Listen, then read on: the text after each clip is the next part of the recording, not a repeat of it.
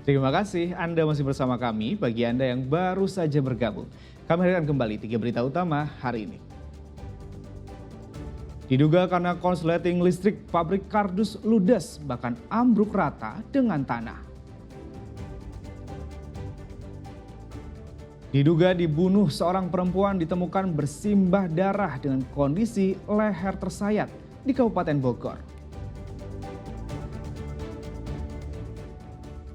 Kami juga mengajak Anda menyaksikan kemeriahan HUT Kota Bandung dengan pawai mobil hias unik.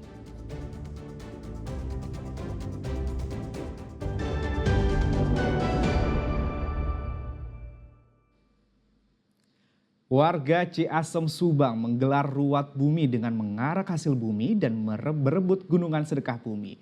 Tradisi ini merupakan wujud syukur atas hasil panen yang melimpah.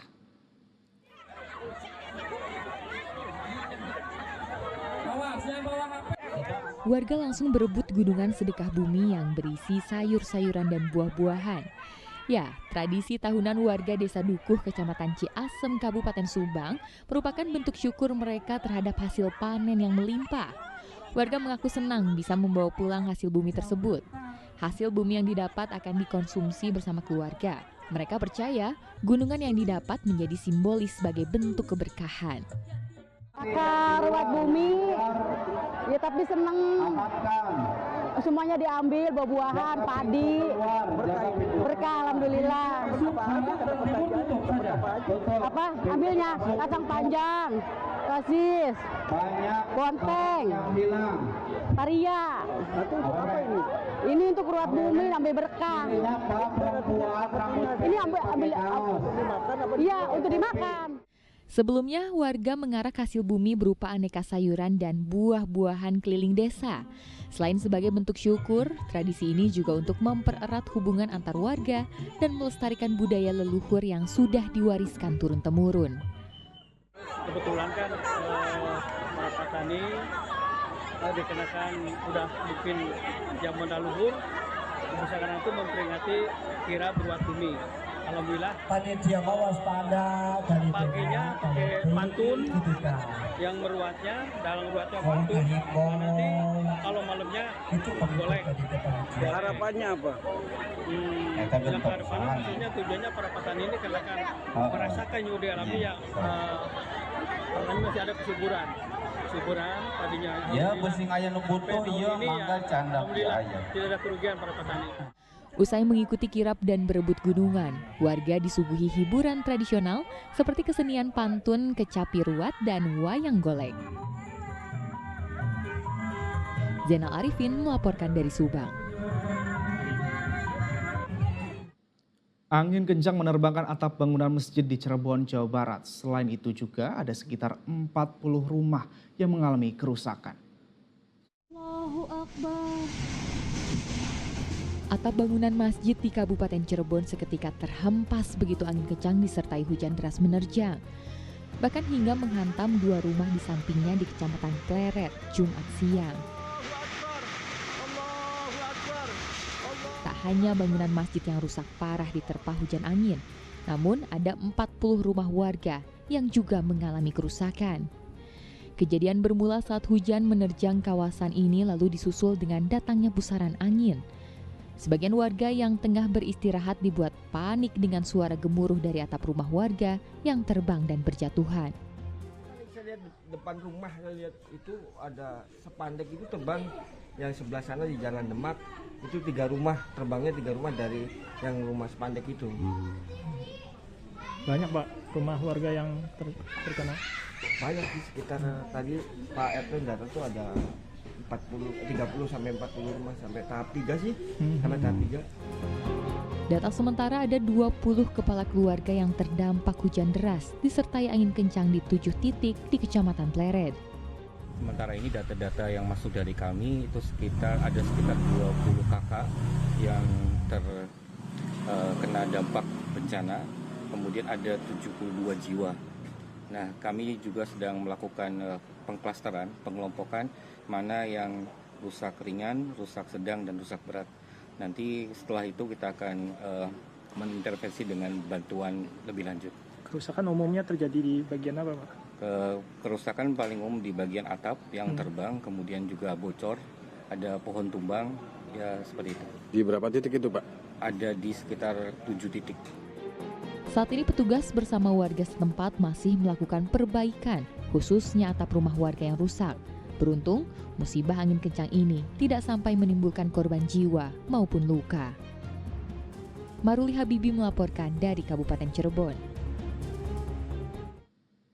Ratusan rumah warga di kawasan Dayakolot, Kabupaten Bandung terendam banjir akibat luapan Sungai Citarum. Banjir juga mengganggu arus lalu lintas karena meluap ke jalan.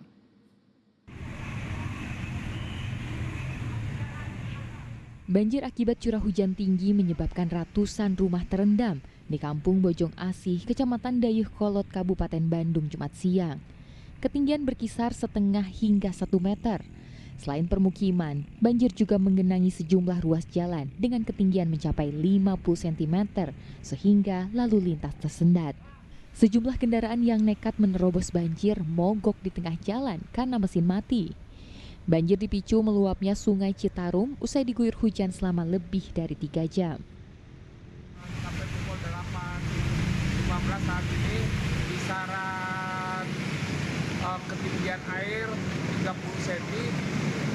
Namun saat ini sudah bisa dilintasi dua arah, baik itu roda 2 maupun roda 4 sudah bisa melintas di depan Mulia Busana Dayakolot. Untuk dari pagi mulai dari jam 6 kita sudah melaksanakan pengaturan di Jalan Raya Dayakolot depan Mulia Busana itu. Namun banyak kendaraan yang mogok, terutama kendaraan roda 2. Meski banjir tergolong tinggi, warga tetap beraktivitas normal dan belum ada yang mengungsi. Muhammad Abbas melaporkan dari Kabupaten Bandung. Kemeriahan mewarnai malam minggu di kota Bandung. Puluhan mobil hias meramaikan perayaan HUT ke-215 kota Bandung.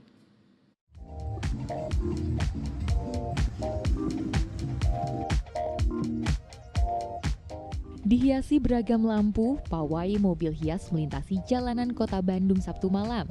Kehadiran pawai ini pun menghibur warga dan wisatawan. Ya, acara ini jadi bagian perayaan HUT ke-215 kota Bandung. Selain menghadirkan kemeriahan cahaya, setiap mobil hias menampilkan unsur sejarah dengan mereplika bangunan ikonik seperti Gedung Merdeka, Gedung Indonesia Menggugat, dan sejumlah landmark lainnya yang menjadi kebanggaan kota Bandung. Wali Kota Bandung Muhammad Farhan secara langsung melepas pawai mobil hias yang dimulai dari Balai Kota dan berakhir di lapangan Tegalega. Dilakukan malam hari, setelah hujan reda, udah lagi enak-enaknya, cahaya di mana-mana. Jadi ini tujuannya adalah untuk menyampaikan pesan bahwa Bandung siap menyemburatkan cahaya alias sumirat di kota Bandung. Ini setiap mobil beda-beda, itu kreativitas dari masing-masing dinas atau gimana? Ada temanya masing-masing, setiap wilayah dan setiap organisasi pemerintahan daerah itu diwajibkan untuk membuat replika dari beberapa landmark maupun beberapa ide-ide yang ada di kota Bandung. Temanya ini gedung bersejarah dan kebetulan DKD kebagian itunya Villa Grano. Apa sejarahnya apa? Ini kan sejarahnya villanya villa zaman Belanda ya. Sehingga kita konsep kostumnya kostum zaman Belanda. Prosesnya mungkin kurang lebih dari 1 minggu, Pak. Dari 1 minggu lah proses dari mulai kendaraan sampai dengan kostum itu 1 minggu. Iring-iringan mobil hias ini mengundang antusiasme warga yang terpukau dengan kemegahan pawai. Pawai ini juga membawa pesan cinta dan kebanggaan terhadap kota Bandung. Muhammad Rizal melaporkan dari kota Bandung. Laporan tadi mengakhiri berita Jawa Barat hari ini. Jangan lupa pastikan Anda subscribe channel YouTube Liputan 6 SCTV Daerah. Saya Agi Kurnia Sandi, berterima kasih atas perhatian dan kebersamaan Anda. Selamat beraktivitas dan sampai jumpa.